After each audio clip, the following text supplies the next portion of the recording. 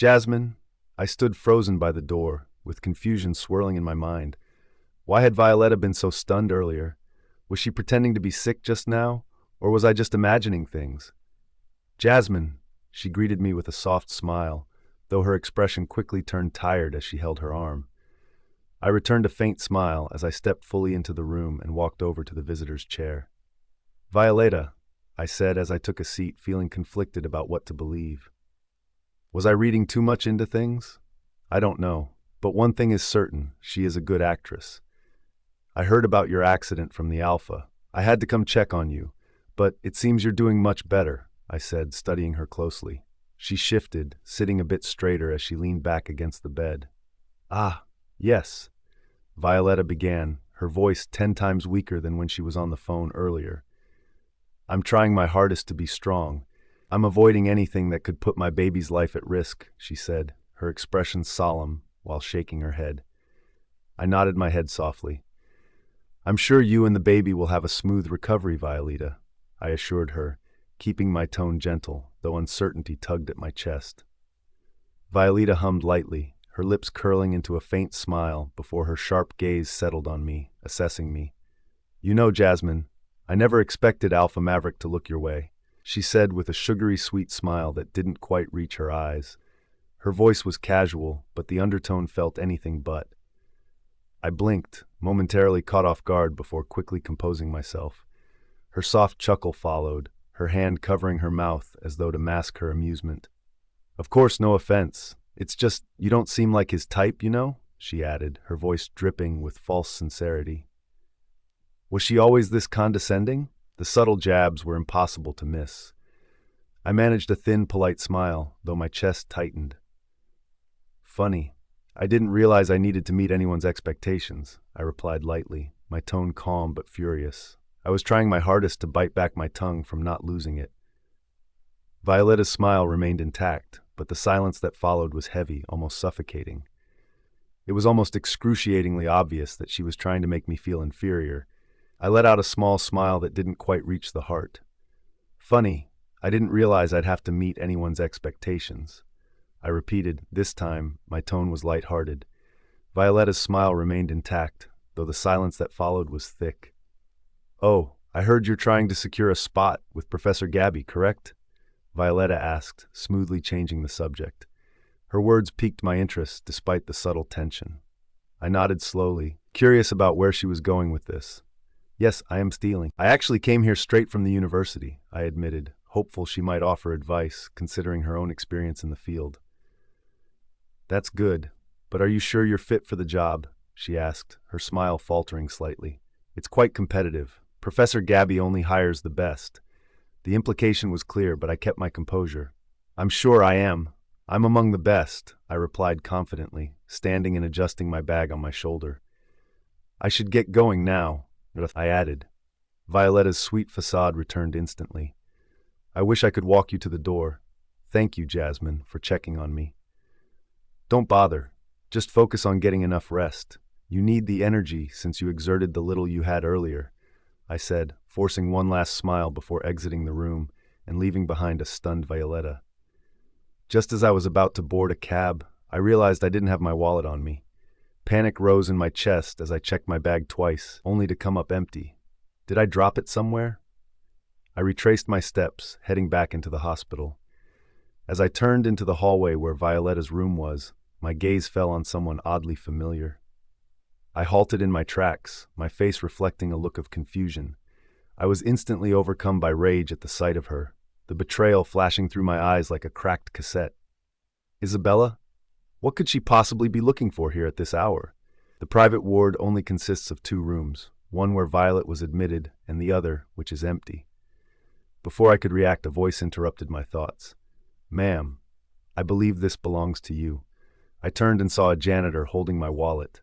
Relief washed over me as I collected it with a smile. Thank you. I thought I lost it. The janitor gave a polite nod and walked away. By the time I turned back toward the hallway, Isabella was gone. My stomach twisted with unease, but I quickly dismissed the feeling.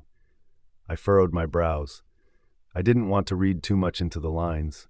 There were 4 wards in this hallway, and anything could be possible. so I simply turned around and left the hospital. I definitely didn't want to complicate my life any further, which was why I didn't want to get too involved in this contract or anything related to it, including Violeta. The house was empty when I returned, which meant that Alpha Maverick wasn't home. I sat down on the couch, considering whether to send a message to Professor Gabby. If I truly wanted this job, I needed to demonstrate my commitment. As I started typing out a message, my phone began to ring. Alpha Maverick flashed on the screen. I answered the call and held the phone to my ear. Jasmine, Alpha Maverick's voice came through the line, calm yet firm as always. Yes, I replied. I need a favor, he began, his tone steady. Can you come over to Grand Prime? I furrowed my brows and sat up straighter. Is everything okay? Yeah, I need you to take Violeta's place for a protocol assessment. Hearing his words, I stood up from the couch. His words made me pause. What kind of assessment required me to stand in for her? I'm sure you're more than capable, he added. This is just about covering for her. It's also an opportunity for you. I know you've been working hard. His unexpected confidence in me fueled a spark of determination. I'll be there shortly, I confirmed, ending the call and grabbing my bag as soon as I sent an email to Gabby to declare my interest in joining his lab.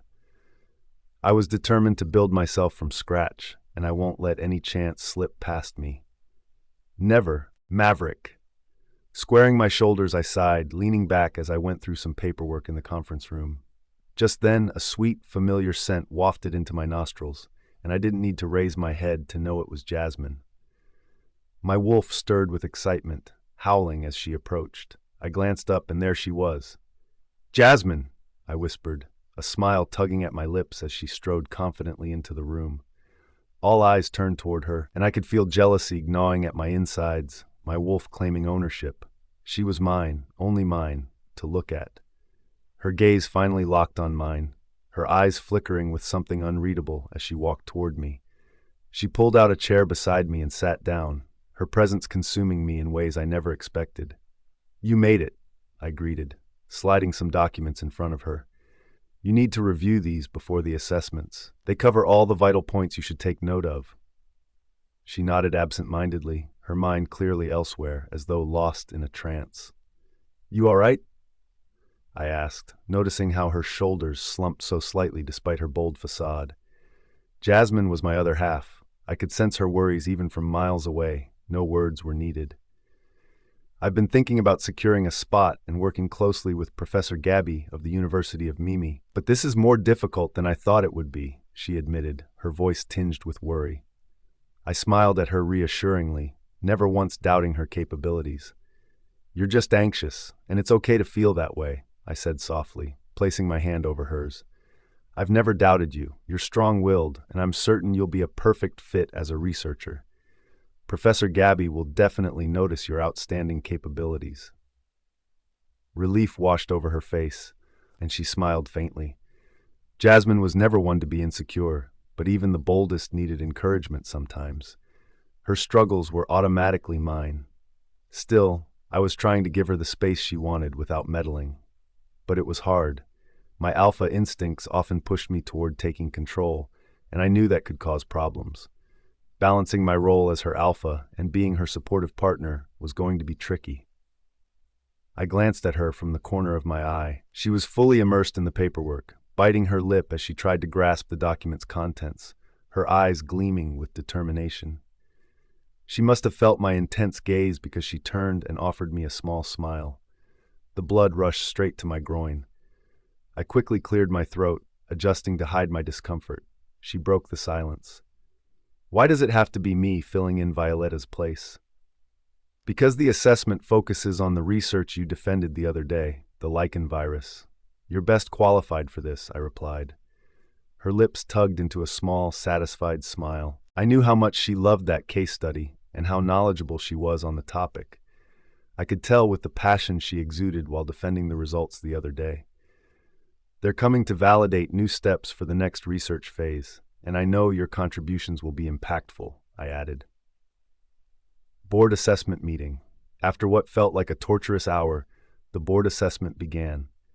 I watched in awe as Jasmine spoke. So, The medicines used to combat this virus are becoming ineffective due to genetic mutations. That's why it's advised to create novel drugs targeting the parasites, she explained confidently. Every eye in the room was fixed on her, hanging on her every word. The way she spoke, every little thing she did, drove me crazy. She's mine, I thought proudly. She didn't look like someone filling in for Violeta. She looked like she was meant for this role. The board experts were clearly impressed, the room erupting into applause after an engaging session. Then Julian, the pack's elder, spoke, challenging her but not in a hostile way. "Now that we know the conflict, how do you suggest we solve the problem?" he asked. The room fell silent, murmurs filling the space. Jasmine frowned in deep thought. Just as I was about to dismiss the question for another session, she spoke. "From the baobab tree extracts, we've identified 5 different compounds. We need to determine which is the most potent against the virus while carrying minimal side effects. Each contains a percentage of wolfsbane, so we aim for the one with the lowest percentage." Julian nodded thoughtfully, acknowledging her point. When she asked if there were more questions, none were raised. "Very well. It's time we adjourn. We'll schedule another meeting soon to track progress." The room gradually emptied, with several board members shaking hands with Jasmine and praising her. I stood back, watching in fascination. How many more layers did this woman have? It made sense, though. The moon goddess would only pair me with someone as competent as Jasmine. I'd never lacked anything, and neither did she. Then my thoughts drifted to Isabella. She should be for me, not against me. She knows how much my fated mate meant to me. As the meeting ended, I led Jasmine to my office and offered her a glass of water to calm her nerves. "Phew, that was enthralling," she said, plopping back with a satisfied smile. "You were amazing. You surpassed even my expectations," I admitted. "One milestone down. Next, I'm aiming to secure the position at Mimi University," she said with fiery determination. I couldn't help but smile. Getting her into Mimi University wouldn't be difficult. With just a few strings pulled, she'd be guaranteed a spot. When she mentioned Professor Gabby again, I let out a sly smile. I thought about it. He wouldn't hesitate to give her a chance if I requested it. I could talk to Professor Gabby. Before I could finish, she interjected quickly. "I'll only need a recommendation letter from the Grand Prime," she insisted stubbornly. "My fierce, independent woman. I will introduce you to the rest of the staff once you're done resting your nerves. Your duty here has commenced." She shrugged playfully, then let out a warm smile. "We agreed to do this low-key," she reminded me. "I'm afraid being my low-key partner will not exempt you from your duties in the pack's company," I teased while I watched her gulp down some water. I still didn't understand why she was insisting on a low-key relationship. I was up to the task. I defied convention. I, Alpha Maverick, did not care about how people would perceive her supposed unattractive past or stories people would tell when they realized she was Logan's ex-wife. For fuck's sake, she was my fated mate, the one whom the moon goddess had destined for me. Even if our paths did not cross early enough, the fact still remained that our connection had already been ordained. The moon goddess's path to find my love was crooked. After resting briefly, I escorted her to her new department, where she would assume the role of innovative scientific officer. From my assessment, she had potential to excel at a higher level, but I thought it wise to start her at the standard entry point for the company. After all, she didn't want the staff to raise brows and wag tongues in scrutiny. I wouldn't want that for her either. "Everyone meet Jasmine, your new colleague. I hope she has an exciting stay with you," I announced. They greeted her, but I noticed the stiff tension in her shoulders. Her responses were polite, though the warmth didn't reach her eyes. The judgmental looks thrown her way ignited my temper, but I forced myself to stay calm. Jasmine wouldn't appreciate me stepping in. I was sure she would navigate her way through the department, my Noah's snail, slow but steady. As I showed her some of the research equipment, she lit up like a child handed candy. Just then, my secretary entered. "The insurance company is waiting for you in the meeting room," she informed me. I had almost forgotten about the appointment. Time seemed to freeze whenever I was with Jasmine. I noticed that Jasmine stiffened slightly, her attention peaked. Turning to her, I asked, Would you like to accompany me to the meeting? She stared back wide-eyed instead, leaving me wondering if I shouldn't have asked at all. Jasmine. Clearing my throat, I gently declined his offer. I would prefer to stay back and get to know the department better. I knew Alpha Zephyr would probably be there, and meeting him could result in misunderstandings, so I would rather stay back. Rose deserved to hear the explanation from me. Maverick didn't object. Instead, he nodded. I understand, he said, taking my hands into his and placing a soft, lingering kiss on the spot. My heart flipped as I felt butterflies erupt from every corner, my wolf struggling to stay put. If you need anything, don't hesitate to call me, he said with a smug look gracing his face while maintaining eye contact. I got lost in their vastness for a moment, my lips curling as I refused to back down from the staring contest. I am not a damsel in distress, Alpha. Oh, really? He stepped closer, and I felt warmth spreading from my neck to my cheeks.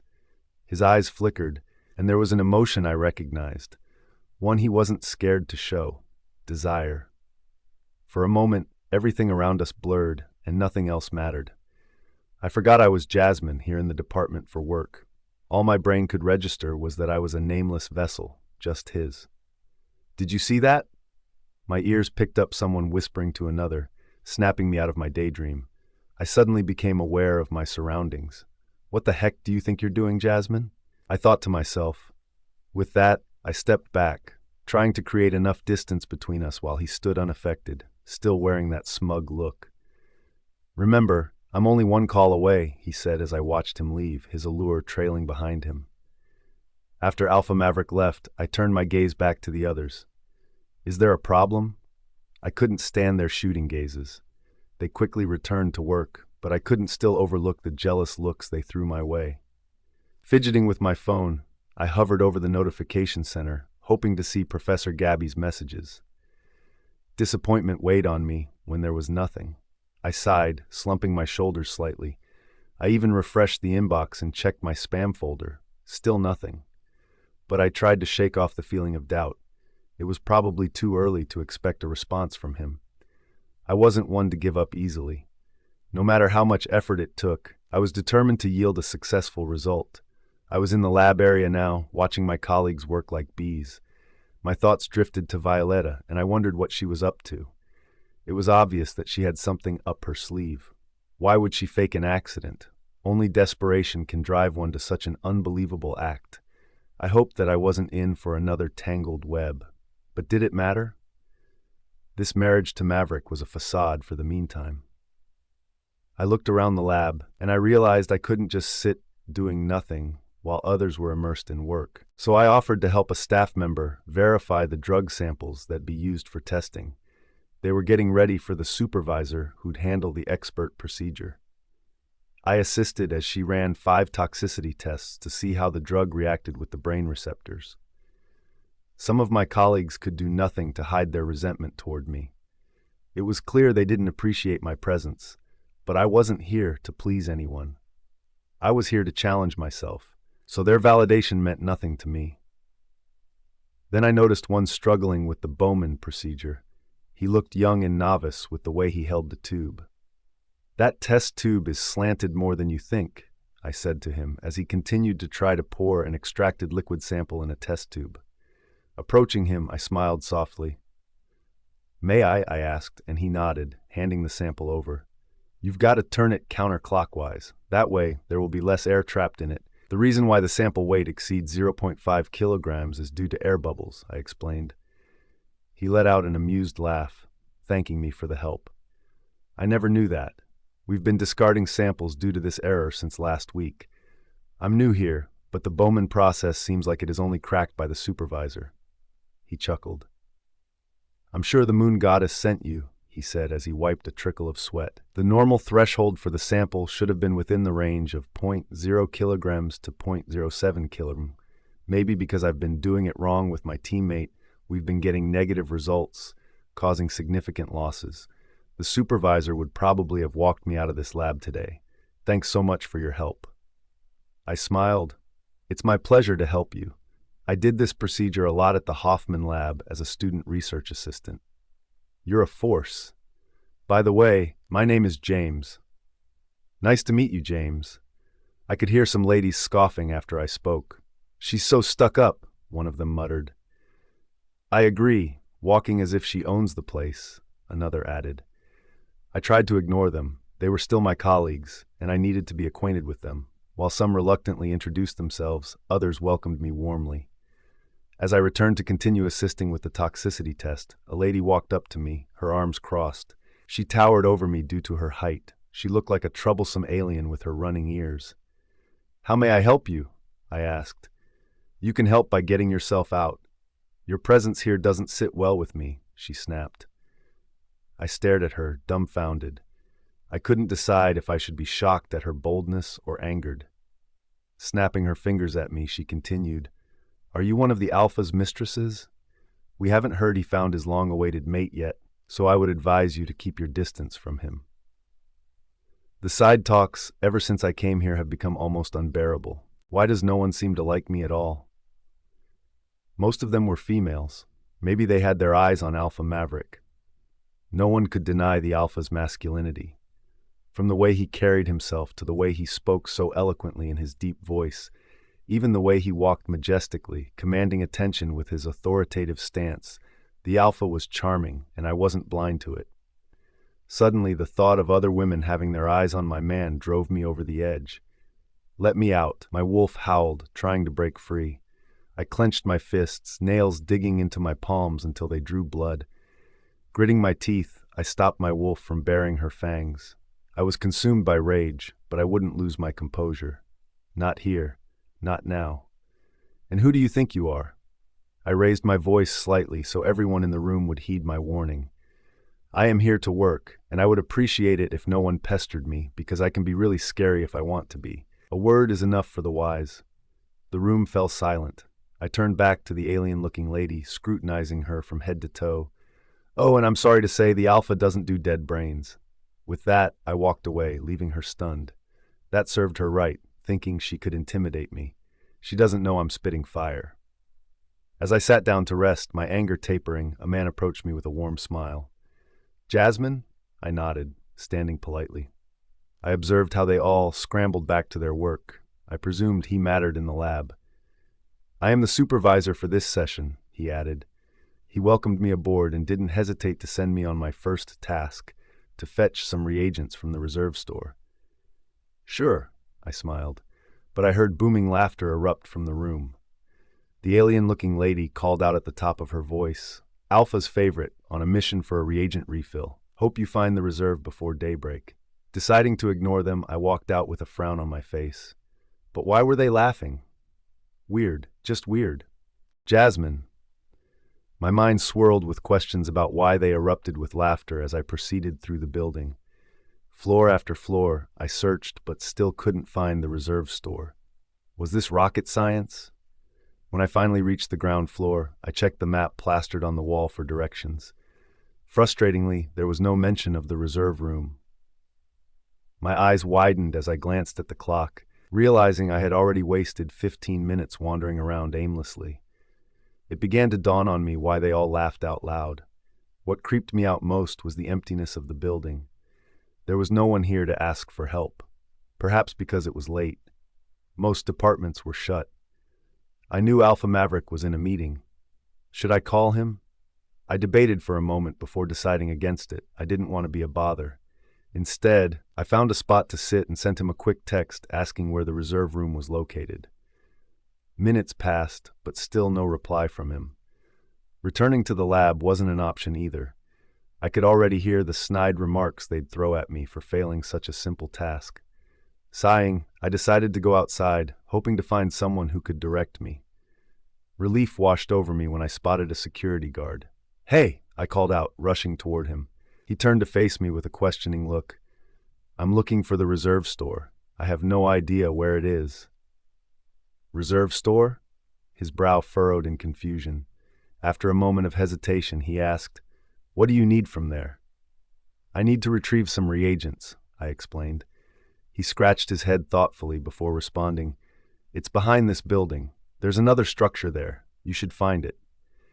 I thanked him and hurried toward the back of the building, only to find more directional arrows, but none pointed to the reserve store specifically. I sighed, frustrated. Maybe if I go inside, I will figure it out. Breathing heavily, I wiped sweat from my brow, coughing as dust filled my lungs. The old building was incomplete, its walls cracked and deteriorating, as though abandoned for years. Everything about this place felt wrong. A part of me wanted to run back and forget the whole task, but I couldn't. I had to prove myself capable. But I knew I couldn't afford to fail. They were already looking for reasons to have me kicked out. One slip-up, and I'd be branded useless forever. It's just a reagent. I mean, what's the worst that could happen, right? I turned down another corridor, only to be met with a collapsed wall blocking my path. I shivered as the back of my neck tingled with unease. The more I walked, and though I had gotten a way out, only to be met by a dead end. I groaned in frustration, feeling the sudden urge to pull out my hair. Suddenly, I noticed an old board mounted on the wall. Dusting it off, I squinted at the faded writing. Yes! I cried out, spotting a map of the building and its labeled rooms. My finger trailed down the list, searching under R. Finally, I found it, the reserve room, located on the 4th floor, room 12. Damn it, I muttered, dread sinking in. The idea of climbing 4 flights of stairs made my legs ache already, but I had no choice but to do so. Step by painful step, I dragged myself up, my muscles screaming in protest. And by the time I reached the 4th floor, I was trembling from exhaustion. The door to room 12 creaked loudly as I pushed it open, the sound echoing through the empty hall like a warning. Dust coated every surface, thick and untouched, making me wonder how they even used anything from here. Why the hell is the reserve room looking abandoned? It felt as though I was in a different world. The supervisor couldn't be scheming. Scanning the shelves, my eyes landed on the familiar blue saffron reagent I was asked to get. I grabbed it quickly, eager to leave this forsaken place. As I turned to leave, my footsteps echoed eerily, making my stomach twist with unease.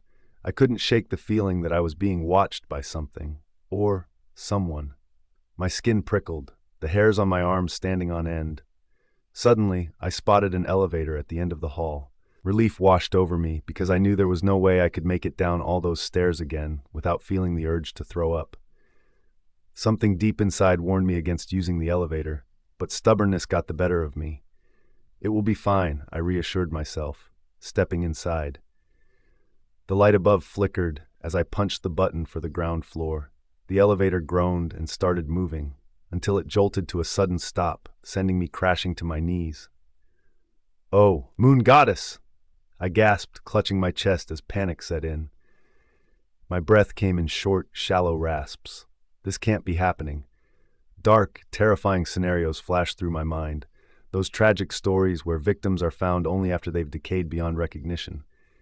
My hands shook as I reached for my phone and dialed Alpha Maverick's number. It rang and rang before going straight to voicemail. I slammed my fists against the elevator door, ignoring the pain in my palms. "No, no, no!" I hissed through clenched teeth. My breaths came in shallow gasps, and for a moment I swore I heard faint footsteps beyond the walls. Or was it just my mind playing tricks on me? "Damn it!" I cursed, tears welling in my eyes. I tried again, but the result was the same.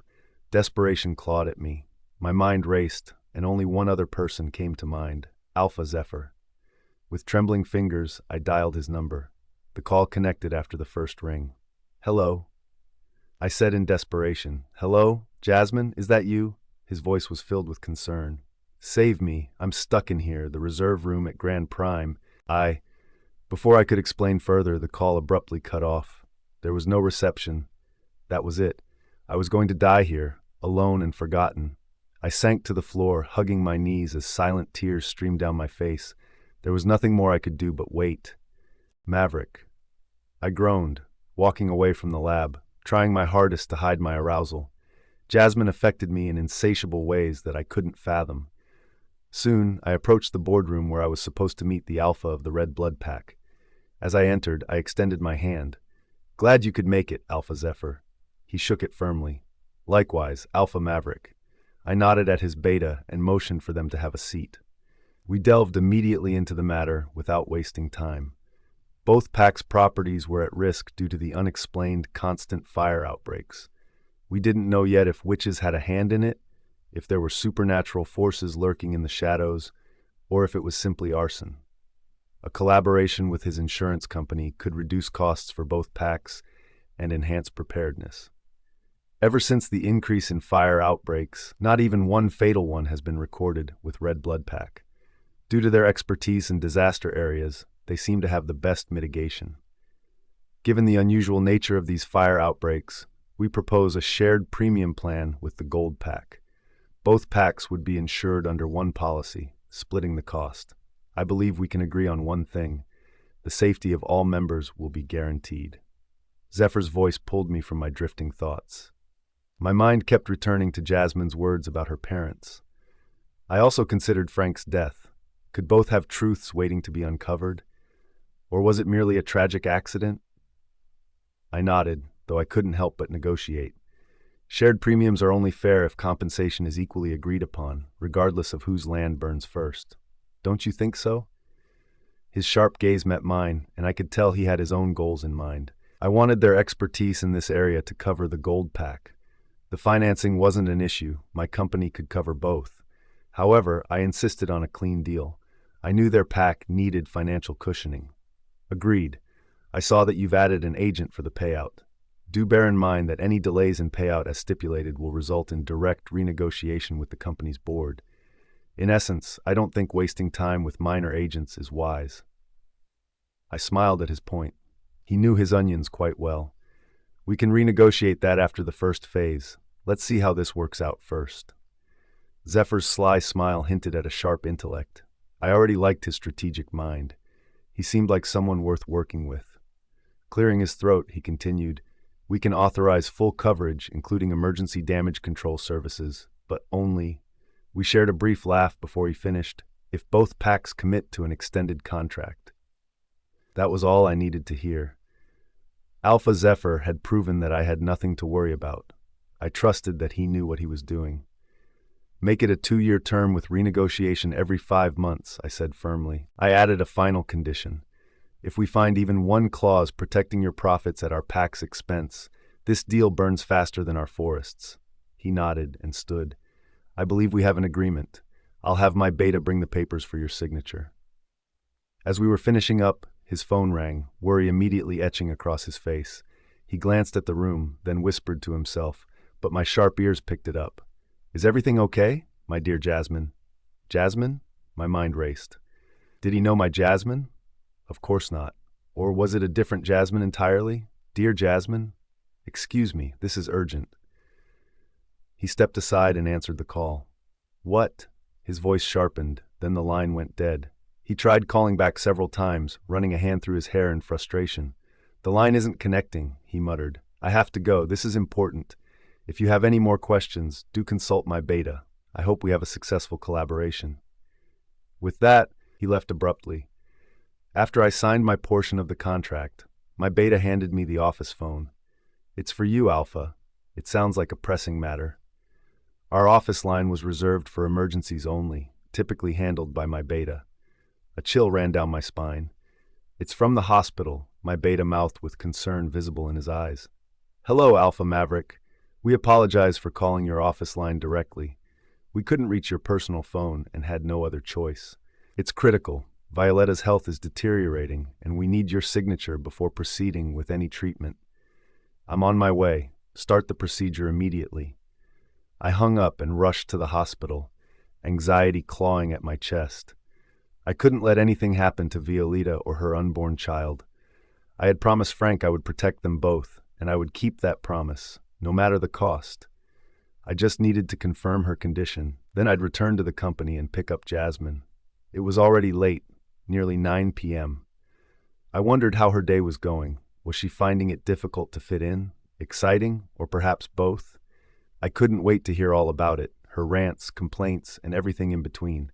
I wouldn't mind staying up all night listening to her soothing voice. But first, I needed to see Violeta's doctor. As soon as I entered the hospital premises, a chilling scream pierced the air. No! Let me go! The closer I got to Violeta's ward, the louder the screams became. My hands tightened around the doorknob before I pushed the door open. She was thrashing and screaming, begging them to let her go. The sight I was met with, I wouldn't wish it even on my worst enemy. Her tear-filled eyes fell on me, and she gasped, Hey, Alpha, Maverick, save me, please. Save my child. Her voice cracked, and she relaxed slightly upon seeing me. Violeta, I called softly, approaching her. She clutched my arms. Tell them to let me go. I'm in pain. Her voice broke, and I swallowed hard, seeing the once confident researcher reduced to this state. Shh, it's okay, I soothed, holding her close. After a few minutes, she calmed and fell into a deep sleep. The doctor invited me to his office, his expression grave. Violeta's case is complex, both physically and mentally. We need to consult a psychologist. A psychologist? I repeated, stunned. He nodded. She's suffering from PTSD, post-traumatic stress disorder. Any slight inconvenience could trigger an episode, endangering both her unborn child and suppressing her wolf's abilities. PTSD. He recommended constant attention, care, and prescribed medication. You must make her feel wanted and supported. I also strongly advise seeing a specialist. Thank you, doctor. I'll make sure she gets the care she needs. With that, I left the room, intending to stop by to see how Violeta was faring before returning to Grand Prime to pick up Jasmine. It was almost 9:40 p.m. My phone pinged, and I checked the notification. I had forgotten that I had set my phone to work mode during the meeting, which scheduled notifications to be silenced until 10 p.m. Jasmine's message popped up, asking me about a reserve store, but it had been sent hours ago. What reserve store was she talking about? Confused, I swiped to reply, asking her what she meant, but there was no response. I stared at the message, puzzled. Why was she taking so long to reply? Was she asleep? Was she referring to the old haunted reserve store or the new refill store? The old building housing the reserve store was shut down due to its haunted reputation. It was believed that agents of witches were spying on us, and since then, the project was halted. I stared at the message, with minutes passing by without a response. Is she okay? My mind felt uneasy. My wolf sensed that something was wrong with our mate. He could feel it. Without much thought, I forgot my purpose in the hospital and turned around immediately, heading back to Grand Prime. Jasmine. I groaned, clutching my throbbing head with trembling hands, my eyes squeezed shut. My breathing grew shallow. The lack of ventilation was suffocating me. I struggled to concentrate, desperate to activate my wolf and use her strength, but my mind was too clouded by anxiety. The overwhelming panic suppressing my ability to shift. Dark spots flashed across my vision, and just when I thought I couldn't endure it any longer, the elevator door creaked open. A blurry figure approached, but my ears buzzed, and I couldn't make out his features. His mouth moved, as if he was trying to speak to me, but his words didn't register in my brain. I tried to fight it, but I couldn't anymore, and soon, darkness swallowed me whole. I shifted. Every muscle in my body ached, and I felt as if I had been wrecked by a train. My head pounded mercilessly. I tried to sit up, disoriented by the sound of an ambulance's blaring siren. Wait a minute, am I moving? Panic rushed through me, and I shot my eyes open almost immediately. I was on a stretcher, paramedics preparing to wheel me inside the ambulance. Hold on, I shouted, my voice coming out hoarse. They paused, startled by my sudden outburst. Ignoring my aching body, I stumbled off the stretcher. Ma'am, please, one of the paramedics protested, but I cut him off. I'm fine. Leave me alone, all of you. My voice trembled. They hesitated a bit, exchanging uncertain glances before reluctantly stepping aside. I turned and staggered back toward the department, determined not to show any weakness despite the pounding in my head. Whispers and snickers soon erupted around me the moment I walked into the room, but I kept my head high, heading straight for my bag. If they thought pulling such a cheap stunt would break me, they were sadly mistaken. The loser finally returned. The alien-looking lady sneered. One simple task, and you failed. She walked over to me, her malicious smirk widening. You better drop that pathetic ego and keep your head down in this department. Her stale breath fanned my face, making my face scrunch up in disgust as she whispered coldly, You're just a nobody, punk. I took a shaky step back, too drained to respond. Just then, a familiar scent of sandalwood hit me, belonging to none other than Alpha Maverick. He approached us slowly, his authoritative aura consuming the room. What's going on here? His deep voice boomed, vibrating through the walls. His sharp eyes widened slightly when they took in my disheveled appearance. My hair was a tangled mess, and my makeup was smudged. The talkative quickly bowed her head, masking her hatred. "Alpha Maverick," she greeted sweetly, before turning her venomous gaze back to me. I was just trying to caution Jasmine. She couldn't even perform the simplest lab test. "The lab almost caught fire, putting us all at risk," she said, her voice dripping with mock concern. Before I could defend myself, another technician chimed in. "I think she's mentally unstable, Alpha. When we tried to correct her, she screamed and threatened to break everything." What? My breath hitched. How could they lie so blatantly, right in front of me? Did they have no shame? I turned to Alpha Maverick, my eyes wide with shock and desperation. My fingers still trembled from the aftermath of the elevator incident. "This is ridiculous. You shouldn't believe any of that." "No, it's a lie. They're trying to set me up. Something has gotten over them." Alpha Maverick knew how much I needed to face my career path. He knew that I would never jeopardize my career or future over something so ridiculous. "Believe you?" Somebody snickered. "How could everyone in the lab be lying against just one person? Does that even make sense?" My mouth went dry. "That's not what happened, Alpha," I insisted, my voice cracking. "I was sent to the reserve store to pick up a reagent. They set me up on purpose." His brows furrowed. "The reserve store?" His confusion obviously deepened. "Who the hell sent you there?" His voice shook with barely restrained fury. "Not only is she mentally unstable, but she's also a liar," one added with a smug smirk. "No one sent her to the reserve store. We all know it's been dysfunctional for over a decade." He glanced between us, clearly grappling with what to believe. My heart pounded, desperation clawing at my chest. "The supervisor sent me there. How could I lie about something like that? It's my first day here, so how would I have known the reserve store was inactive?" I said. "I didn't send you there," echoed a deep voice. The deep, unfamiliar voice sent a chill down my spine. I turned to see a stranger approaching with an unreadable expression. "Zeus?" Alpha Maverick addressed the man, frowning. What was going on? My head spun as doubt gripped my mind. "What do you mean? Weren't you the one who sent Jasmine to the reserve store?" Zeus shook his head firmly. "Jasmine? The one I heard took Violeta's place during the assessment. This is my first time seeing her," he replied, his eyes locking onto me. "I am your supervisor." But my breath hitched. If this was the real supervisor, then who was the man from earlier? This isn't adding up. Alpha Maverick's voice turned ice cold. "Let's go to the surveillance room. I want to get to the bottom of this." His sharp tone left no room for argument as we followed him, my heart pounding painfully in my chest. The smug confidence plastered on their faces only confirmed my suspicion. They had planned this right from the start. We stared intently at the CCTV footage. The timestamp matched the moment I'd arrived at the lab, but then the footage abruptly cut off. Alpha Maverick's expression darkened, his jaw clenched tightly. "There's nothing, Alpha. The footage is clean," said the supervisor. "That's exactly the problem," he growled, with his voice almost lethal. "I want a full security sweep. Check for blind spots, tampered feeds, or anything that could explain the missing footage." Cold dread seeped into my bones. Without proof, even the Alpha wouldn't believe me. Angry tears blurred my vision, but I blinked them back, refusing to let them see me break. Tears for what? I wouldn't allow this. "Rewind the footage. There has to be something there. Someone must have tampered with it." I turned to the Alpha desperately. His darkened eyes turned toward me, his expression looking as if he was judging me. "Jasmine, stop it," he said louder than I expected, his voice hitting me like a whip. Was he shouting at me? So he didn't believe me? Without another word, I turned and walked out, feeling the weight of his gaze burning into my back. "Jasmine." As I walked back to the department, my phone pinged, signaling a notification.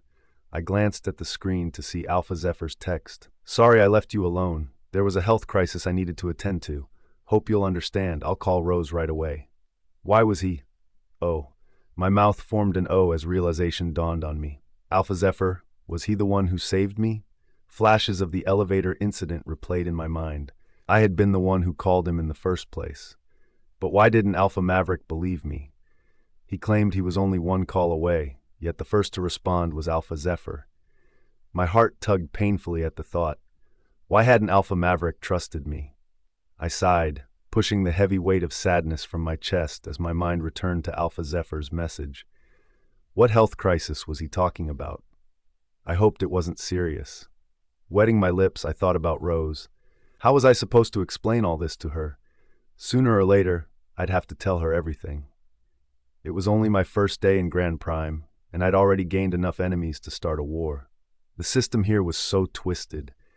How did they expect to achieve anything positive with so much hatred festering in their veins? Everyone pretended to be saints, but at least they showed how far their limits went. I hissed under my breath, anger bubbling inside me. I couldn't let people like them get under my skin. I knew who I was, and no one could question that. I quickly texted Alpha Zephyr back, letting him know I was safe and would explain things later. As soon as I re-entered the department and headed to my spot, mocking laughter erupted. Liar, liar, pants on fire. Bet the Alpha's gonna put her on probation. I tried to ignore them, halting when I saw Alpha Maverick approaching. My heart skipped a beat at the fiery intensity in his eyes. They locked onto mine, softening ever so slightly. The room fell silent as he roared, barely containing his anger. How dare you? Whimpers echoed through the room. Even though Alpha Maverick was a fair and just leader, his anger was also terrifying to witness. No one, his voice thundered, no one, should ever speak to a staff member in that manner, regardless of their position. Understood? Yes, Alpha? They stammered in frightened tones. Good. And let me be clear. If I find out this was a ploy, I swear I will fire everyone involved and ensure you're punished for defamation. His sharp gaze returned to me, conviction burning in his tone. I was stunned. Alpha Maverick was defending me, even without seeing any evidence. Did that mean he believed me all along? Everyone out, he commanded. One by one, they left until only the two of us remained. I cleared my throat, still upset, my face twisted in frustration. You shouldn't have done that, Alpha. I can handle my issues. I'm not a damsel in distress. I can fight for myself. You made it clear before that you didn't believe me, so what are you trying to prove now? That you care? I fired off angrily. But Alpha Maverick only smirked, unaffected by my words, making me want to wipe that look off his face. He stepped closer, closing the distance between us until our breaths mingled. His warmth enveloped me like a protective shield. First of all, it's Maverick to you, he whispered, brushing his thumb across my lips, sending tingles down my spine. Secondly, he continued, I believe you, Jazz, only you. I couldn't act biased without proof, but more importantly, didn't you say you didn't want me handling your problems in public? His brow lifted in a teasing manner. Thirdly, you are my damsel. So that was his excuse? Because I'd told him I wanted to fight my own battles? Frustrated, I kept hitting his chest, all while trying to hide my blush. How dare you? How could you leave me alone when I needed you most? Didn't you feel my fear? Didn't your wolf sense it? He caught my wrists, holding them gently. Why would anyone send you to the reserve store? His brows furrowed in confusion. I shrugged. Someone claiming to be my supervisor sent me on my first task. His eyes darkened. I caught the scent of aged saffron reagent on you. It can only be found in the reserve store, and I will find the culprit. My lips curled into a smile. How clever was Alpha Maverick? He hadn't just trusted me. He had found the proof he needed through his heightened senses. That realization melted my anger, dissolving any doubts I had. Why do you want this a secret? I don't understand why you don't want me to flaunt my mate, take charge, protect you, and throw a party to crown you my Luna. Other ladies will die for it. Concern etched on his face, but I made my stand clear. I had to find my path. I couldn't compromise again, not again.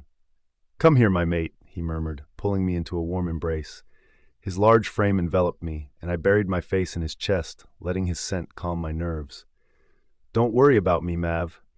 I'll get used to the company in time, I whispered, my voice muffled against his chest. Say that again, he teased. I love hearing my name on your tongue. I playfully hit his chest again, making him laugh, a deep, rumbling sound that made my heart flutter. After he left, I packed my things. Soon he texted, asking me to meet him at the parking lot. I made sure no one was watching as I slipped into his car. The last thing I needed was for people to think I'd earned my spot through his bed instead of hard work. I wouldn't let my success be tied to a man. When we arrived home, Maverick got out of the car. Before he could circle around to my side, something caught my eye. It gleamed under the moonlight. What was that? Peering closer, I realized it was a hospital card. Instinctively, I reached for it, only to see Violeta's visiting hours. My teeth clenched. So while I, his mate, was in danger, he was busy playing the hero and visiting her? Maverick! Turning back toward Grand Prime, I paused briefly when I heard murmurs and laughter echoing from Jasmine's department. What could they be talking about? "You're just a nobody, punk," a voice roared. As soon as I entered the room, the sight before me made my legs go numb. The mocking was aimed at my mate. How dare they? Rage surged through me, and my wolf stirred, eager to break free. "Stay down," I commanded him, knowing that releasing him now would end poorly for everyone. But he remained stubborn, insisting this was our mate. I fought to stay calm. "What's going on here?" I boomed, my voice reverberating off the walls. The room fell silent as her eyes snapped to mine. I took in her disheveled appearance. Her hair was a tangled mess, and she looked pale and dehydrated. My fists clenched. But for Jasmine's sake, I would keep my composure. "Alpha Maverick, I was just trying to caution Jasmine." Francesca, the sister of Isabella's husband, stepped forward, attempting to explain. The next words she spoke made my teeth grind. They were accusing Jasmine of intentionally trying to set the lab on fire due to neglect, and claiming that Jasmine was acting erratically, refusing help from anyone. How dare she say such things? Mocking my decision to let her work in the lab, regardless of her incompetence. Livid didn't even begin to describe how I felt. I wanted to snap their necks right then and there. From the moment I walked in, I knew this was a setup. I knew how much this lab meant to Jasmine. And besides, a newcomer wouldn't have known about the reserve store, especially since it hadn't been used in years. On top of that, her scent carried traces of saffron reagent, which is only kept in the old reserve store since we discontinued using it for lab analysis, switching to more advanced methods. So yes, I knew someone was trying to frame her. It wasn't hard to figure out that they didn't want her around. And seeing how Francesca was leading the charge, it was clear this was more than met the eye. Maybe she'd heard rumors from Isabella. I was convinced this was a scheme orchestrated by Isabella, and I had to warn her to stay in her lane. I wouldn't tolerate anyone harassing my mate, family or not. I had to play along for Jasmine's sake. I turned my gaze to her as she tried to defend herself. I could tell she was anxious, but it wasn't just because of the accusations. There was something more. I could feel it through the bond. She was shaken. "The reserve store? Who the hell sent her there?" I shouted. They quickly denied it, trying to pin all the blame on her, twisting the whole situation as if she were the one lying. "Not everyone can be lying about just one person," someone muttered, but Jasmine explained that it was the supervisor himself who had sent her there. I was taken aback. "Zeus? How could he?" "I didn't send you there," Zeus suddenly said, approaching with a confused expression. Jasmine didn't even recognize him. He wasn't the same person who had sent her there. "This isn't adding up. Let's go to the surveillance room. I want to get to the bottom of this," I said sharply, leaving no room for argument. We made our way to the surveillance room, my eyes locked on the largest CCTV screen as the footage played back silently. It showed Jasmine entering the room, inaudible voices in the background, and then helping a technician with a test. Suddenly, the footage crackled and intensified, distorting into a high-pitched screech that made my wolf snarl from within. "What is this?" I groaned, fighting the urge to punch something. Then, the footage vanished, leaving only a blank screen. "There's nothing. The footage is clean," my beta exclaimed. That was the problem. The person behind this thought they could outsmart me? They had no idea what they were setting themselves up for, and I swore when I got my hands on them, they would wish for death. "I want a full security sweep. Check for blind spots, tampered feeds, anything that could explain the missing footage," I ordered.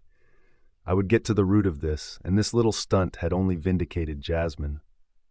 Jasmine's desperate voice cut through the room, and I turned to see her eyes glassy, blinking away angry tears. Her voice cracked, tugging at my heart. "Rewind the footage. There has to be something there. Someone must have tampered with it." My blood began to boil, and before I could control myself, the words slipped out, harsher than I intended. "Jasmine, Just stop it, I said, and I saw her flinch. She looked at me, shocked. Her eyes flashed with an emotion that could haunt me for a few days, disappointment.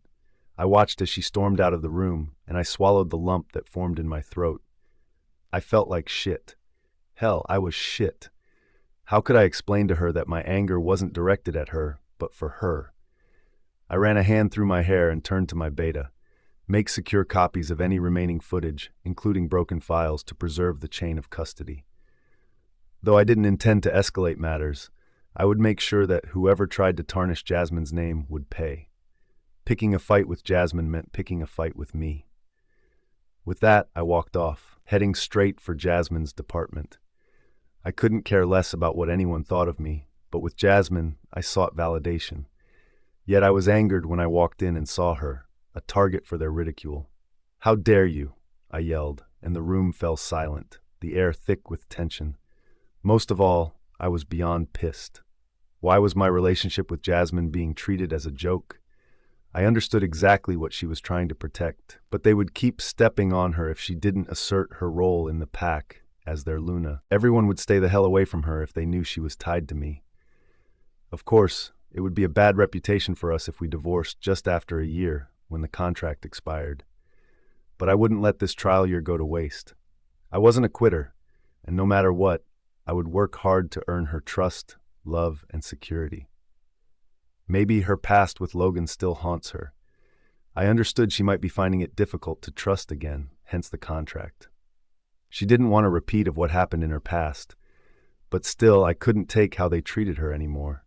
No one should ever speak to staff that way, regardless of their position. "Understood?" I commanded, and they stammered, responding in frightened tones. "Maverick, good," I exclaimed while doing the Alpha's nod. "And let me be clear, if I find out this was a ploy, I swear I will fire everyone involved and ensure you're punished for defamation." My eyes landed back on Jasmine, my hard heart softening immediately. I dismissed everyone, wanting to be alone with Jasmine. As they scurried out of the room, I turned my full attention to her. She was still angry with me, avoiding my gaze. Then she uttered, "I'm not a damsel in distress. I can fight for myself. You've made it clear through your expressions that you didn't believe me. So what are you trying to prove now? That you care?" I tried to suppress the smile that threatened to take over, unaffected by her words. I stepped closer until our bodies were flush and our breaths mingled. "First of all, it's Maverick to you," I said, my voice low. I didn't need to tell her I believed her. My actions spoke for me. But she didn't want me to be her hero. She wanted to keep our relationship hidden. The moment I stepped in for her without any evidence, it would raise red flags. I did this more for her than for myself. If it were up to me, the whole world would know she belonged to me. Thirdly, "You are my damsel," I said, my voice soft but firm. She started hitting my chest, asking why I hadn't been there when she needed me most. She told me she had been stuck in an elevator and asked if I didn't feel her fear, when in fact I had been restless the entire time, rushing to get to her. I caught her wrists again, wondering how anyone in their right mind would send her to the reserve store. She explained that a man had claimed to be her supervisor and had sent her on her first task. I admitted to her that I had known right from the start, but I would investigate further and find the culprit. "Come here, my mate," I pulled her into a hug, feeling her melt into me. We fit perfectly, like a key in a lock. She buried her face in my chest, her warm breath sending a shiver through me. "Don't worry about me, Mav. I'll get used to the company in time," her muffled voice said. And oh, heavens, blood immediately rushed to my groin. I teased her, "Say that again. I love hearing my name on your tongue." She hit my chest again, and I couldn't help but laugh, imagining how much I'd love to hear her scream my name. Then, I asked her something that had been bothering me. "Why don't you want people to know about us? So what if the information leaks? Don't forget there were people present when I proposed to you in the registry." She sighed. "People can assume whatever they want. No one knows what's truly between us. I'm divorced, so I'm free. They might call me a mistress or whatever term they prefer. But I think it's best for us in the pack. It isn't against the rule for fated mates to be close before marking." I totally understood her perspective and was willing to give her space. After that, I headed back to my office to wrap things up and to hear the feedback from my beta about the missing footage. Once I finished, I got back into the car and sent a quick text to Jasmine, asking her to meet me in the lot when she was done. She soon arrived and slipped into the car, her scent enveloping the entire vehicle. Once we reached home, I got out of the car, circled around, and opened her door, but I noticed that her mood had shifted. What happened? She seemed fine just a moment ago, but instead of asking, I chose to let her be. She turned on the light as soon as we entered the house, her eyes scanning the room before she turned to me. What happened? Where are the workers? I shrugged. I sent everyone away. If our relationship is to remain hidden, then we need to be alone without any external distractions. She didn't react to it. I guessed she was exhausted from the long day, so I let her be. I retired to the bedroom afterwards and refreshed myself. While in the shower, I couldn't take my mind off her. I couldn't stay alone in my room, so I left for her room, and I found her dressed in see-through lingerie. She was going to be the end of me. I approached her, my wolf eager to mark her. Lust clouded my mind, making it harder for me to stay in control. That was the downside of my overly sensitive senses. My hands moved instinctively, reaching for her, but she stopped me. "Now isn't the time," she said, declining my advances, leaving me hungry and frustrated. "Good night," I muttered, deciding to retreat to my room to avoid further temptation. But once there, I kept tossing and turning, my mind restless. I needed to check on her again, just one last time. As I approached her room, I heard murmurs. Was she not asleep? I stood by the door, and then her soft voice, "Thank you so much once again. You really came through for me." She was talking to someone over the phone. I froze, confused. Could there be someone else in there? I lingered for a while, straining to sense any other presence, but found none.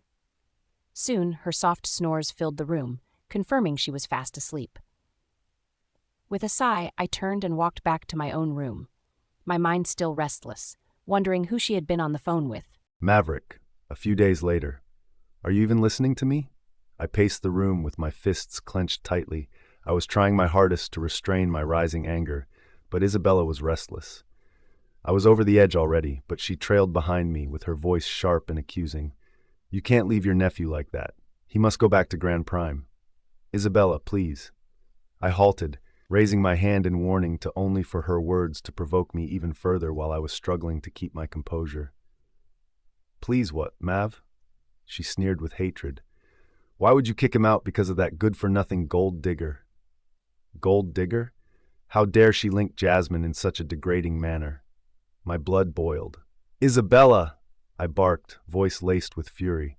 "You better put a leash on that tongue before you say something you'll regret. I won't have you speaking about Jasmine like that. Do you understand me?" She swallowed hard, exchanging a nervous glance with Logan, who sat there motionless, avoiding my gaze like the coward he was. He couldn't even speak for himself, hiding behind his mother's skirts like a child. I wondered how much my Jasmine had endured while married to him. They expected me to take Logan back into the Gold Prime Company, a man who hadn't proven himself worthy of the title he has squandered. My sharp eyes locked onto him. "Where are your balls, Logan? Is that what you call yourself? A man? My blood?"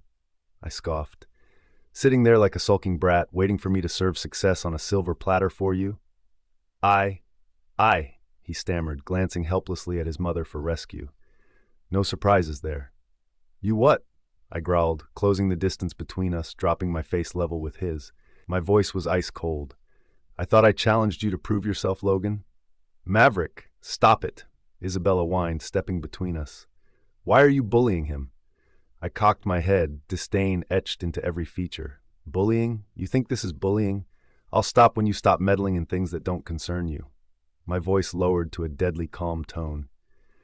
"Aren't you ashamed of yourself, trying to ruin a young woman's life out of spite?" Her guilty expression confirmed my suspicions. "I know all about it, Isabella." My voice turned razor sharp. "Sending Francesca to attack Jasmine at her workplace? Is that how low you've fallen? What are you becoming? I can't believe this." She flinched, lips trembling, offering no denial, just silence. "Say something," I demanded, my heart splintering despite knowing the truth. I wanted to believe she wasn't capable of such cruelty, that she'd at least try to deny it. But her silence was disappointing. Disgusted, I turned away. There was a time when Isabella had meant the world to me. We only had each other, but her possessiveness had twisted into something dark and dangerous, almost like an obsession.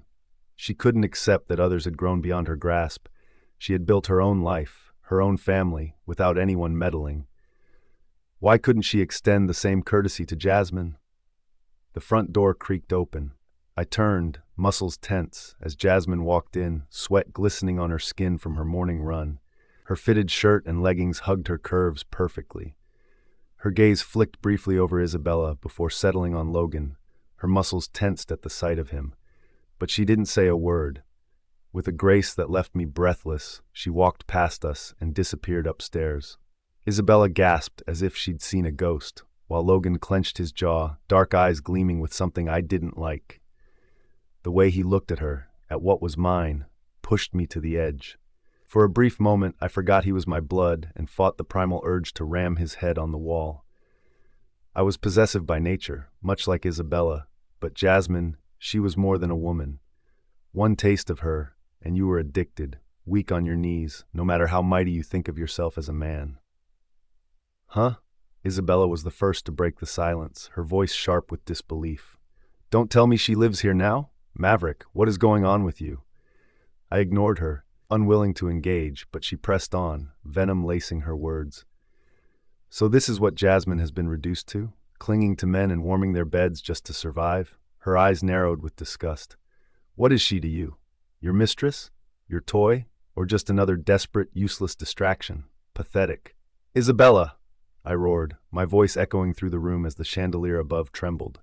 My wolf surged forward, claws stretching painfully beneath my skin, demanding release. The urge to lash out burned through me like fire, my humanity hanging by a fragile thread. Before I could lose control, I swung my fist into the wall, sending shards of plaster flying as a deep dent formed beneath my knuckles. Isabella yelped, stumbling back, her hands flying to cover her ears. Get a grip on yourself, Maverick, she hissed, her voice shaky, despite her attempt to sound confident. Breathing heavily, I fought for composure, forcing my wolf back into submission. When clarity returned, I fixed my glare on her, unyielding and cold. Jasmine is my fated mate, I growled, each word sharp and final. You have no right to speak about her that way. I took a step closer, towering over her. You trespassed into her home, insulted her, and now you want to abandon her to face danger alone? What exactly did you think would happen? She staggered back, wide-eyed. You barged into her home, insulted her, and now you expect me to turn my back on her? I growled. You can't interfere with what the moon goddess decreed. I shot a cold, withering look at Logan, who was still frozen in stunned silence. And as for you, my voice dropped dangerously low, you will earn your place in the company. So far, you've shown nothing but weakness. You don't deserve a second chance. Logan scrambled to his knees, desperation bleeding into his voice. No, please, Alpha Maverick. Take me back. I'll fix my mistakes, I promise. Logan, it's your right. You don't have to beg for it, Isabella interrupted Logan, but I cut her off with a glare. Enough. Jasmine. I stared at the report sheet, with my pen hovering above the blank lines where I was supposed to record the weight of each reagent for an analysis. I was getting used to working in the company, including coming to the office without having to wait for Alpha Maverick. My mind wandered to the house was still up for sale, and I wasn't even sure again what I wanted to do with the proceeds. Buy a new home, invest, satisfy my desire to investigate my parents' spray, date, or use all to fund my research. That wouldn't even be enough if I didn't succeed in getting adequate funding for my research. Uncertainty nagged me. The pen, as though it sensed my frustration, suddenly stopped writing. I frustratedly fumbled through my bag for another. While I searched, something small and cold slipped through my fingers and fell to the floor with a clink. My breath caught as I bent down to pick it up, my fingers brushing and analyzing the half-moon crest locket. The other half belonged to my little brother Greg. When placed together, the two pieces formed a full moon. It was a gift from our parents during a moon fiesta.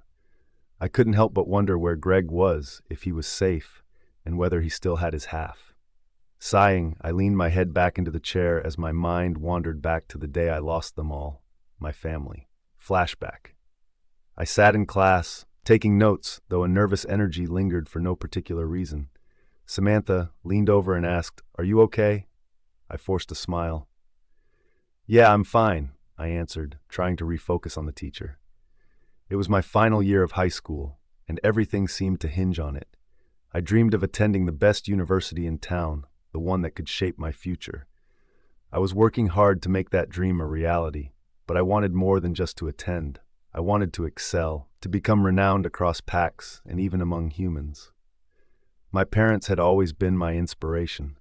They were both researchers, dedicating their lives to their work, and I was determined to finish what they started. I was their legacy, and I swore I would take their dreams further. They never reached the heights they wanted, but I would. Despite their busy schedules, they always made time for my brother, Greg, and me. They showered us with love, giving us everything we could ever need. They worked tirelessly, often talking about their research at the dinner table, but we were never neglected. Lost in thought, I was snapped back to the present when the school prefect interrupted the class, asking the teacher for a moment. Just then, the teacher returned, his solemn gaze immediately silencing the room. He cleared his throat, then said, "Jasmine, please go to the principal's office immediately." "The principal's office?" I repeated, my heart racing. Was I in trouble? A dozen reasons raced through my mind. Samantha, too, looked surprised. I grabbed my duffel bag and made my way out of the classroom. My legs felt heavy, and my wolf stirred uneasily within me. I tried to brush it off, telling myself it was nothing. At the principal's office, I knocked twice before hearing the voice from inside. "Come in." I walked in, sat down, and waited. The principal sighed heavily before speaking. "Your uncle is here to pick you up," he said. "Uncle Theron? My father's only brother. But why was he here? He wasn't the type to make an effort to connect with us. He was always stern, serious, and his wealth was unimaginable. His house was so big you could get lost in it. I remembered a time 3 years ago during the Moon Festival when Greg had gotten lost in his house. We had laughed so hard while Greg bawled his eyes out. When I saw him now, standing outside with his shoulders slumped, it felt surreal. He reached for my hand and said, "We need to go home." I felt conflicted. This wasn't a visit I had expected at all, but I tried to push the feelings aside. However, as we arrived home, my heart sank at the sight of so many people gathered around. Police officers, pack detectives. I knew immediately that something was wrong. "Uncle Theron, what's going on? Who are these people?" My voice trembled as panic began to rise in my chest. Before he could answer, a young policewoman with kind eyes stepped forward and gently placed her hands on my shoulders. "I'm sorry to inform you, Jasmine, but your parents are gone." "Gone?" I gasped, my voice breaking. "Gone where?" Panic set in as I called out for them, but there was no answer. "Mom? Dad?" My body felt numb, my world spinning. Greg ran up to me, throwing his arms around me, crying uncontrollably. My heart clenched. "Greg, why are you crying? Don't you want Mom and Dad to be proud? Stop crying." I wiped his tears and held his hand tightly, walking up to Uncle Theron. "Uncle Theron, please call Mom and Dad." "Greg won't stop crying," I pleaded, my own tears starting to fall. The officer stepped forward, wrapping her arms around both of us. "Shh, it's okay. They're in a better place." A few weeks later, after my parents were laid to rest, I found myself sitting in the living room, snuggling Greg. Suddenly, Uncle Theron stormed into the room, followed by a group of strangers. Without hesitation, he turned to Greg and said, "Come on, let's go." I stood up, confused. "Go where?" "With me," Uncle Theron replied, speaking to the people behind him. He sighed and then added, "Jasmine, I can only take care of one of you, okay? Greg is useful to me, and you are big enough to look after yourself. These are social workers. You'll be going with them." "Uncle, no, I don't want to go with them," I cried, my voice shaking. "Please don't take Greg away from me. I don't know what I'll do without him."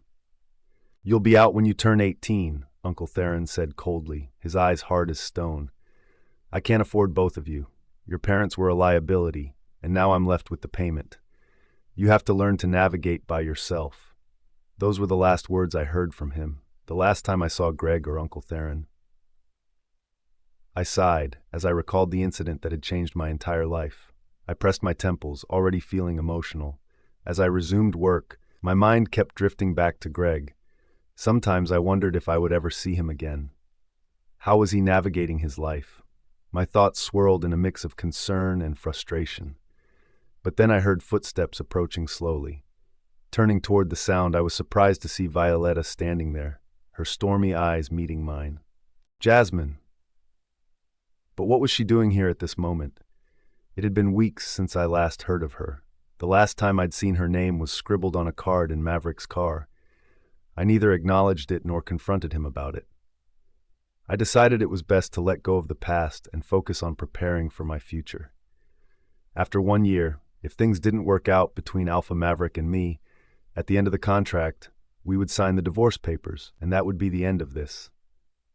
"What a pleasant surprise, Violeta. You're back," I uttered with forced composure. "Jasmine," she exclaimed. She crossed her arms, her gaze sharp and challenging. A smirk played at the corner of her lips, like she was savoring for a moment of confrontation. "Is there a problem?"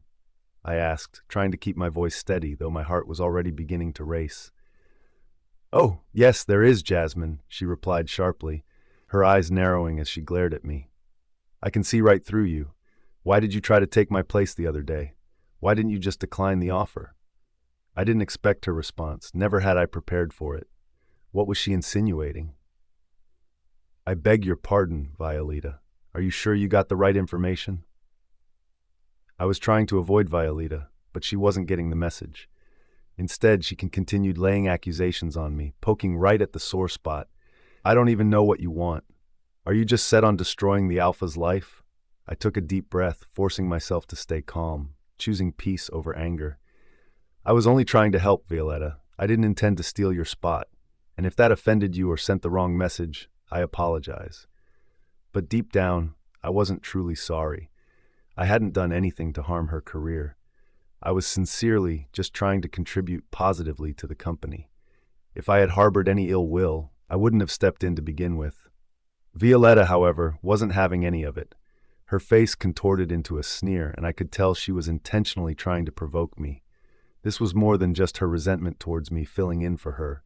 It was something deeper. "Apology declined," she scoffed. "I worked my ass off day and night to get into this company. I won't sit back and watch some incompetent divorcee snatch my position away." She struck a nerve. I didn't care about the names they called me, but what I couldn't stand was how they acted as though my life had been easy. I'd never been given enough credit, and that was why I was trying to take charge of my life. I wasn't about to let anyone make me feel small or incompetent. "Listen, Violeta," I started calmly, but she cut me off before I could finish. "No, you listen to me," she snapped, stepping closer, her breath hitting my face. "You think just because you're fated with Alpha Maverick, it gives you the right to do whatever you want? You think just because you two are fated mates that you can do whatever you please? Let me give you some free advice," she said, her voice dripping with venom. "Reject him already. Walk away. Knowing how compassionate Alpha Maverick is, he wouldn't have the heart to reject you. Let him go. Stop leeching off of him, looking for pity or rebound love." Her words stung more than I cared to admit, but I refused to let her see how much they affected me. Standing up from my chair with a screech that echoed through the room, I locked eyes with her. She seemed to flinch, but I didn't give her the satisfaction. I snapped my fingers and continued, my tone unwavering. "I'm not here to compete with anyone, let alone you. I'm starting from scratch, with no one's favors. I'm just like everyone else in this company. We all have our own journey, and I believe it is not your place to judge that. I respect you as the head of the department and a friend of Maverick. I will keep that respect until you prove otherwise." With that, I grabbed my bag and bumped past her, brushing her shoulder as I walked by. My mind raced with questions. What was wrong with Violeta? Her spitefulness was shocking. How had Mav tolerated this side of her for so long? Or perhaps he didn't know about this part of her. He had done everything in his power to help her. Was it because of his loyalty to his dead best friend? Or was there something more to their relationship? It was as if she had a personal agenda to make me miserable, and I trusted my instincts. Something was off. I was sure of it. "I need to clear my head," I muttered under my breath as I turned and headed in the opposite direction and made my way home. Upon arrival, The air was thick with unfamiliar scents, but the most distinguishable was Mav's. Furrowing my brows, I wondered what the other two were doing here. What did they want? As I entered the room, all three sets of eyes snapped to me. Isabella's eyes were cold and assessing, her face curling into a judgmental, disgusted scowl.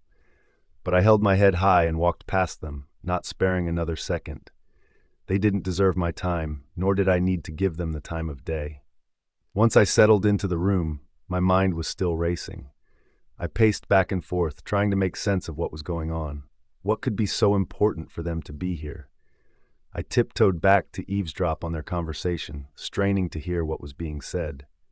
It wasn't long before I heard Logan's voice, desperate and pleading.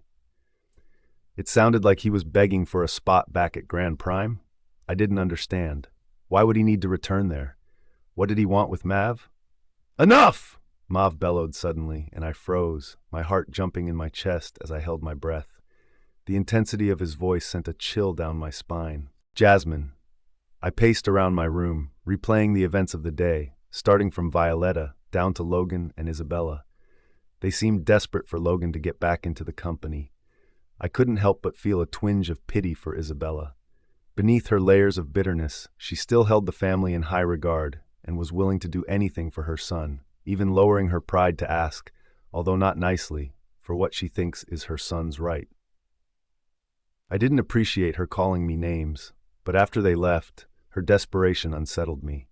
They say nothing compares to a mother's love, a love I hadn't known since my teenage years. It's the kind of love where someone stands by you against the world, no matter how much of a nuisance you are. I decided to check on Mav. I knew this was just as hard for him as it was for them. After all, before anything else, they were the only family he had. As I entered his room, his familiar scent welcomed me. There he was, sprawled on the bed, one hand lazily draped across his face, covering his eyes as if lost in thought. "Is there a problem, Jas?" he asked in a gruff but gentle voice.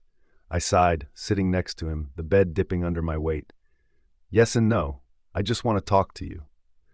That caught his attention. He sat upright, alert, his eyes scanning my face for any sign of distress. "Are you okay?" "It's not about me," I said, noticing the relief that relaxed his shoulders. "Then what is it?" His intense gaze locked onto mine. "It's about Logan." I saw his body tense the moment the words left my mouth. "What about him?" he growled warily. I grabbed his hand, and he gradually relaxed under my touch. "You need to forgive him, Mav. Take him back into the company and give him a chance to prove himself. I know he's done something unforgivable to me, but not to you. Give him a second chance." "What?" he exclaimed, slowly withdrawing his hand from mine, the earlier warmth gone. "That's impossible. I think you should reconsider." He cut me off, furious now, the veins in his neck bulging. "What else is there to think about, Jas? I should have exiled him from the pack, but I didn't, because he's my nephew. Do you know how heavily that weighs on me?" He sighed, running a hand through his hair, his voice softening. I challenged him. I gave him a second chance. But what did he do? He made no effort and didn't prove himself, just like I asked. I nodded, fully understanding where Mav was coming from. I didn't want to influence his decision because, before anything else, he was the alpha, torn between duty and family. I hadn't realized how hard this had been on him or how much guilt he carried with it. "I understand. Whatever you decide, I won't question it," I assured him. Mav rose to his feet, surprising me by circling behind me and gently massaging my shoulders. "So how was your day? Why have you been avoiding me, Jas?" he asked softly. I shifted uncomfortably, thinking about Violeta, though I couldn't bring it up now, not when he was still upset about Logan. "Come here," he whispered, pulling me into a warm embrace. He caressed my hair, trailing his fingers down my arms, making me shiver. Soon, he trailed soft kisses from my forehead down to my neck. "Mav," I moaned, a fire igniting deep in my core. I needed him more than he could ever know, but I had to resist. "Jas," he groaned, flicking his tongue across my neck, grazing my sensitive spot with his teeth before gently sucking on it, earning another moan from me. "I want to mark you," he whispered. I froze, my wolf howling with excitement as warmth pooled in my aching core. He moved from my neck to my ear, nibbling lightly. "But I can't. Can you see how feral you make me?" he rasped, pushing me against his hardness. For a moment, I wanted to throw caution to the wind and let him take me. Then, as if regaining control, he stepped back with a mischievous smile. If I stay even a minute longer, Jas, I'll lose control. He placed a soft kiss on my forehead before saying he was going to take a shower. After returning to my room, I bit my lip so hard it hurt. I couldn't stop smiling as I drifted into a light nap. Hours later, I woke up to find the house empty. Mav was gone, and I had no idea where he went. Was there an emergency in the pack? He always texted me if something came up. Just as I settled on the couch, my phone buzzed with a message from him. "Can you step outside the house? It's urgent." My brows furrowed in concern. Was everything okay? I rushed outside, only to find Alpha Maverick standing by the door with a smile on his face. "Is everything all right? You scared the hell out of me," I said breathlessly. "There's something I have for you." He took my hand, his touch warm and gentle. "Jasmine, you deserve the very best. You've done such an incredible job for the pack so far, and you're a true force to be reckoned with. I want to give you a little gift to support you on your journey ahead. In fact, this is just a gift to appreciate your dedication to the pack's growth."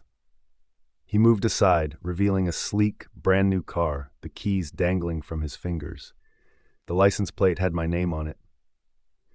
"This is for you," he said, a smile tugging at his lips. I stood frozen, overwhelmed with emotion. How thoughtful of Maverick. He pulled me into a tight hug, holding me close for what felt like forever.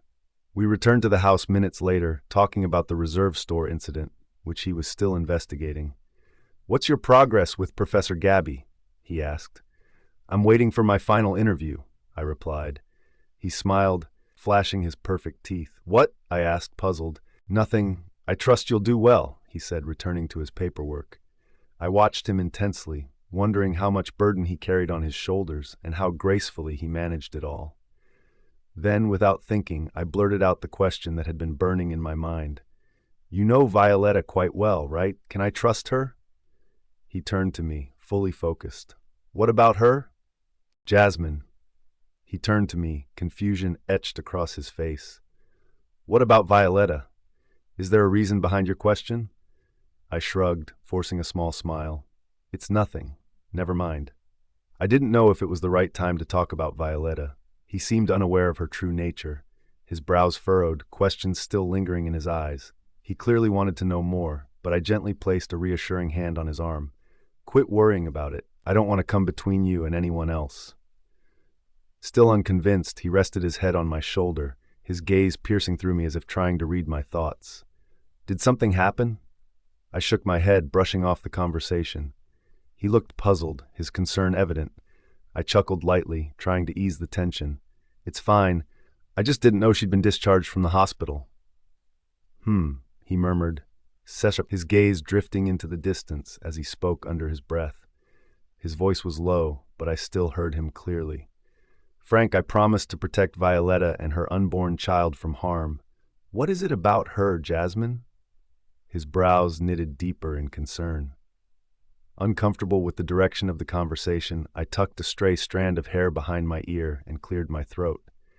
"About the house up for sale, I spoke with the real estate agent. He reached out to say the house is already attracting interest." His expression shifted, his interest peaking. "I honestly do not know why you don't want me to relieve you of the burden of that house. Have you settled the agency fees?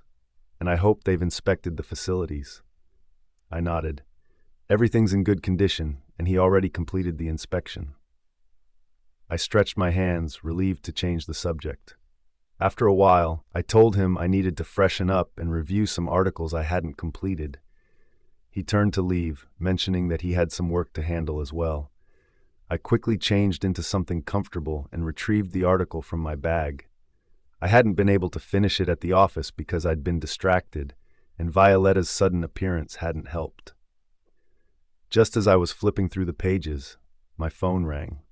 I reached for it, hoping it was Rose. I am still uncertain whether I should tell Rose about my contract with Alpha Maverick. She had sent a message asking how long it would take for me to leave Goldpack, but I told her I had to sort myself out first. It'd take a while. Frowning, I saw an unfamiliar number flashing on the screen. Maybe someone from the office? "Hello?" A high-pitched feminine voice came through the line. I'm trying to reach Jasmine.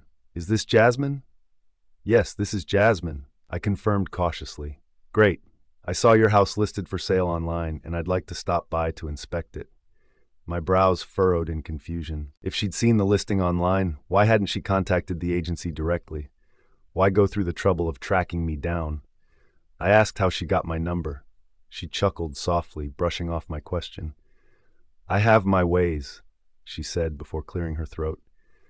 There's nothing personal. I just prefer avoiding third parties. Since you're the owner, is it wrong for me to consult you directly? Wouldn't you tell me about your home better?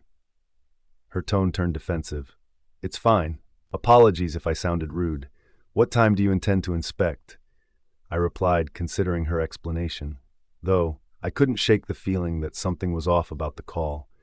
Why would someone bypass the agency and track me down directly? My gut twisted, but I reasoned that it might just be someone trying to hear from someone who has lived there. Still, it felt off. Today, 4 p.m. if possible. Glancing at the clock, I realized I still had time to prepare. I told her I'd be there and ended the call, refocusing on the article. I needed to finish quickly. By the time I was done reviewing the article and jotting down important points, I got dressed and headed to Maverick's room. He let me in as soon as I knocked. He stood in front of the full-length mirror, strapping a wristwatch onto his wrist. Are you off to somewhere? I asked, noticing how his eyes trailed over me, darkening slightly. My wolf stirred with excitement, but I pushed her back, cutting her off completely. Yes, I have a meeting at 4 p.m., and you are? He motioned toward me with raised brows, curiosity gleaming in his eyes. I told him about the woman's call regarding the house. He frowned, shaking his head. You're sure you want to go? What is the agency for then? It doesn't matter, does it? I'd refer her to the agency after inspection. It's my property. I still don't think it sounds right, but if you insist. I tried to reassure him, explaining that it was just an inspection. If we meet, I'll strongly advise her to contact the agent for any further discussions.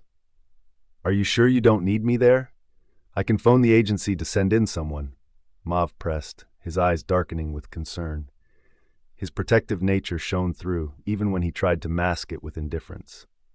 That won't be necessary, I assured him, softening my voice. It's just a quick inspection, nothing serious.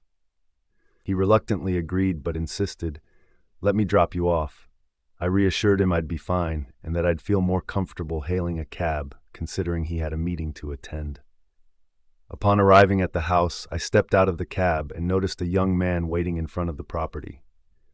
I frowned. Wasn't I supposed to meet a woman? Was this a setup? Unease prickled at the back of my neck as I cautiously approached him. Oh, hello, Jasmine, he asked cheerfully, extending his hand.